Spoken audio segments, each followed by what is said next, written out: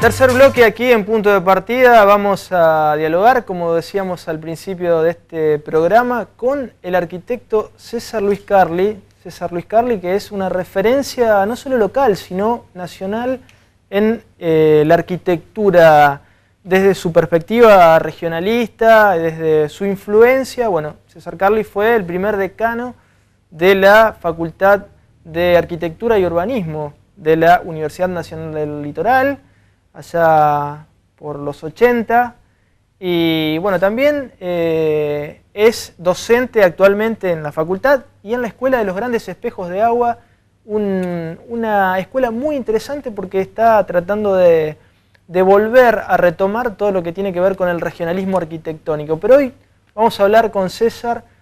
Muchísimas gracias por venir, César, hasta nuestros estudios sobre el tema sobre su última obra, puntualmente La Gota de la Clepsidra, esta novela, este libro. César es un hombre que ha escrito muchísimo y bueno, esta es su última novela.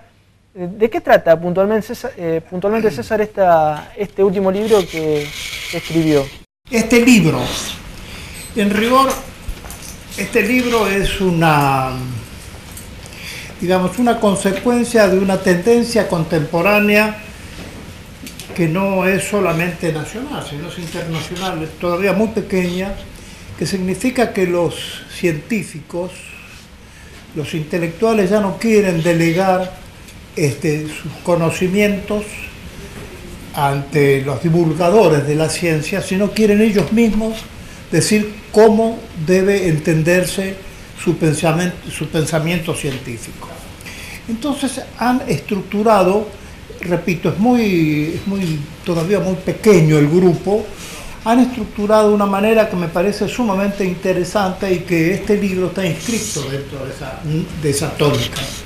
Es un argumento de una trama convencional que tiene comienzo, desarrollo y final, pero entre medio van incorporando, pero ya sin intermediarios, su ciencia tal como ellos lo entienden que debe ser expuesta ante la gente.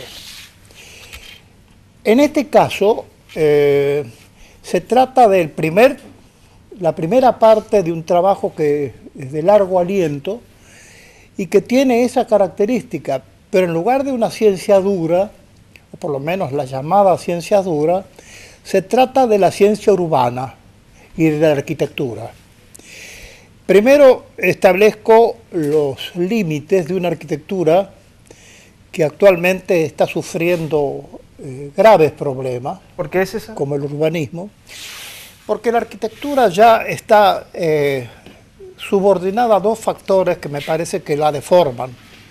Primero, la especulación inmobiliaria, en el cual los producidos de la innovación, de la especulación, ya dejan de ser elementos arquitectónicos para ser elementos suficientemente interesantes para venderlos y tener ganancias. Y por el otro lado, porque la arquitectura ha tomado un sesgo más bien próximo a las artes plásticas, es decir, la arquitectura ya como una estructura morfológica. Es decir, uno ve la obra de arquitectura y no piensa que detrás, o lo importante de la obra de arquitectura, es que la gente la use para vivir bien. Usted dice, a ver, para entenderlo, usted dice que prevalece lo estético de algún modo por sobre la funcionalidad, por sobre... Exactamente. Esa es la otra gran deformación de la arquitectura actual. Y eso naturalmente preocupa porque es como desnaturalizar el sentido primario de la arquitectura. ¿Cuáles son los objetivos de la arquitectura? Hacer casas para que la gente, los viejos, los chicos, la gente que tiene dificultades para caminar o para moverse o para pensar de manera diferente, puedan vivir felices. Bueno, eso se ha omitido y para dar lugar a lo estético morfológico, es decir, a lo formal. Esas dos grandes deformaciones producen graves problemas, graves inconvenientes. ¿En qué se traducen? En la macroescala en la ciudad. La ciudad está sometida a la acción predadora inmobiliaria. Digo predadora porque las estructuras de los edificios que se hacen no son para dar vivienda a los que no tienen, sino para hacer viviendas para que los especuladores la compren y se la vendan a los que no tienen vivienda. Entonces la ciudad, confundida, cree que haciendo edificios de 10, 15, 20 pisos está avanzando, cuando en realidad está retrocediendo. Mire, otra de las tendencias contemporáneas que hay del urbanismo, que ha cambiado fundamentalmente respecto de las corrientes clásicas, es decir, señores, pongamos en duda la utilidad de las ciudades. Hablando de urbanismo, César, me parece que también lo charlábamos cuando tocábamos el tema anterior, la falta de planificación urbana es un rasgo característico, no digo de una gestión, sino de esta etapa histórica. ¿Usted coincide con esa visión o no? Mire, yo creo, justamente coincido con estos pensadores que también son minoritarios, y hay, digamos, una pequeña parte de pensadores argentinos de la urbanística moderna, es que no sabemos si la ciudad se ha convertido en un artefacto que ya no sirve. Fíjese, es muy duro lo que estoy planteando, pero la ciudad que produce realmente esta situación social, que es como una especie de virus, que nosotros que no es exactamente el smog, que es una especie de virus que no percibimos, pero que ante cualquier estímulo estallamos, es decir, el estado de violencia que genera la ciudad, que a mí me preocupa enormemente porque este estado de violencia, que es evidente, lo padecemos, no ha sido pensado en profundidad por aquellos que quieren o que hablan de modificar la ciudad.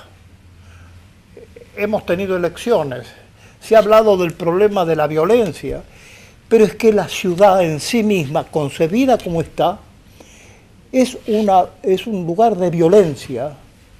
Fíjese, para que un chico pueda ir tranquilamente a su colegio secundario, va a vivir durante el periodo de que está en el colegio, desde que sale de su casa hasta que llega de vuelta, con sus padres con el corazón en la boca porque sabe que puede ser asaltado, puede ser saqueado.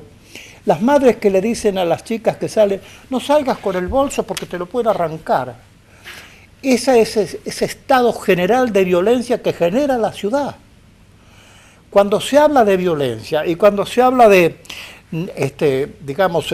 establecer límites a la violencia, se excluye cuál es el aparato de la violencia, la que produce la violencia, que es la ciudad. ¿Usted piensa, César, que la arquitectura y el urbanismo pueden contribuir a mejorar esa problemática? Desde luego, fíjese, la ciudad no es nada más ni nada menos que la radiografía de una sociedad. La sociedad se refleja en las ciudades. Y fíjese, cuanto más grandes son las ciudades, mayores son los conflictos, aumentan los conflictos y paralelamente la ausencia de resolución de los conflictos. Fíjese que en las pequeñas comunidades no existe la violencia ni el estado, digamos, de permanente tensión que nos lleva a las ciudades medianas y grandes. Por supuesto que reencauzado el sentido primario de lo que es el urbanismo, que es la urbanidad, una arquitecta muy conocida en su momento, Mioto, dice, reemplacemos la palabra urbanismo por urbanidad, si relaciones entre las personas, que se ha fracturado, que se ha quebrado la relación. La ciudad ha quebrado, lo ha metido en la soledad más absoluta a los miembros de la ciudad y los ha enchufado, porque no pueden salir, porque las calles están atestadas de autos, de peligros, de situaciones conflictivas, y los ha encerrado en su cápsula que es su habitáculo, y dentro de esa cápsula la televisión, que tiene calidades muy, digamos... Es una problemática que tiene una dimensión cultural, porque usted está hablando en definitiva de la ruptura de los lazos sociales, porque cada uno se encierra en sí mismo con la tecnología. Más, ni menos. Es eso, ni más ni menos, pero yo lo que estoy señalando es cuáles son las causas profundas de esa ruptura. No se trata de poner más policía, ni que el municipio tenga un sistema de policía autónomo. Eso es un elemento absolutamente secundario. Voy a dar un ejemplo que tal vez venga al caso. Una plumita en un sombrero, ¿no es cierto? Una plumita, una decoración, una medallita en un sombrero, ¿lo mejora? Puede que sí, pero lo que pasa es que el sombrero no sirve más, nadie lo usa. Claro. Sí, si no se trabaja sobre las causas, sobre los determinantes de la situación de violencia, difícilmente se puede resolverla, ¿no? Esa es la síntesis, exactamente esa. La causa es justamente el embrollo que significa la ciudad.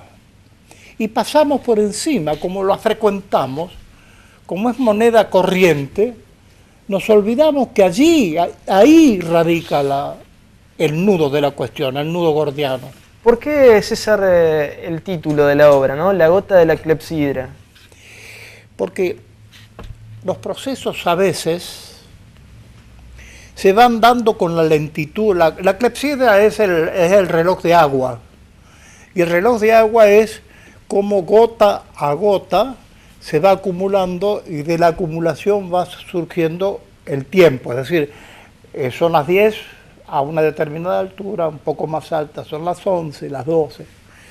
Es decir, es una especie de constante que no termina, porque únicamente lo único que se tiene que hacer es dar vuelta esta especie de reloj. Similar al proceso del reloj de arena. Eso es lo que yo quiero decir. Es lento el proceso, claro. Es lento. Por ahí decimos, bueno, ya se termina el agua, entonces ya nos vamos a quedar sin tiempo. No, se da vuelta y aparece de nuevo la esperanza. Yo tengo la gran esperanza de que aparezcan nuevas instancias en el campo de la arquitectura y el urbanismo. Y yo creo que no está lejano el momento.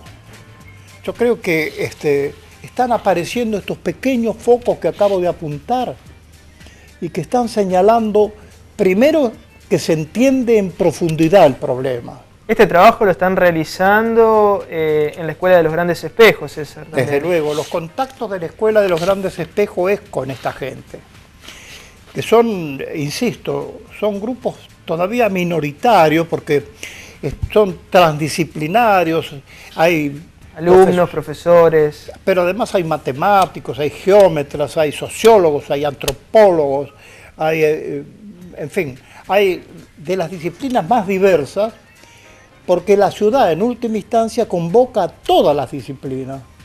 No hay una disciplina que pueda excluirse de la ciudad. Y entonces esta nueva tendencia está como aglutinando y poniendo, digamos, la esperanza del amanecer que va a venir indudablemente. A lo mejor, seguramente yo no lo veré, pero ustedes que son jóvenes sí van a ver que en determinado momento es como se va a producir un giro en este mundo, lleno de interrogantes sin respuesta, con una Europa que está realmente atormentada por problemas de tipo económico y social, por una América que también, nuestro país que tiene problemas de incertidumbre, de miedo. Llegará un momento en donde todo esto se dé vuelta y que comience de nuevo a surgir el mundo que nosotros deseamos. César Carli, muchísimas gracias por venir a Punto de Partida y sobre todo muchas gracias por lo digo ya como santafesino, ¿no? Por su constancia, por su pasión, por el trabajo, por la escritura, por darle generosamente sus conocimientos a las nuevas generaciones. Yo le agradezco mucho. Yo sé que comentando las cosas como lo hacemos con alguna frecuencia con usted, tengo mis amigos y mis compañeros de la Escuela de los Grandes Espejos tengo la seguridad que el mundo va a mejorar. Muchas gracias, César. Ya venimos.